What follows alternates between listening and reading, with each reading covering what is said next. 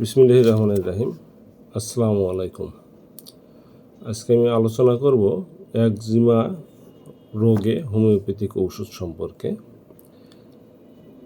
Eczema যে জাতীয় একজিমায় ছোট ছোট ফুসকুড়ি উদ্ভিদ দেখা দিবে এবং সেগুলো মামড়িযুক্ত, অর্থাৎ উপর থেকে একটু একটু করে চামড়া উঠবে, ওঠার মতো ভাব, অথবা ভিতরে পুঁজ জন্মিবে।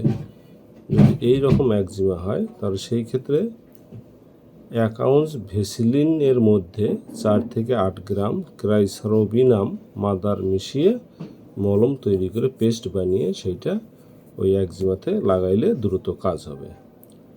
আর যদি একজিমাটা পুরাতন হয়ে যায় এবং চটচটে আঠা যদি সিরাপ বের হয় এবং ফাটা ফাটা ভাব যদি থাকে, তাহলে সেই ক্ষেত্রে গ্রাফাইটিস মাদার এবং গ্লিসারিন 1:9 অর্থাৎ 1:9 ভাগ গ্লিসারিন 1 ভাগ গ্রাফাইটিস মাদার মিক্সার করে দিনে 2 বার সেই একজিমাতে লাগাইতে হবে।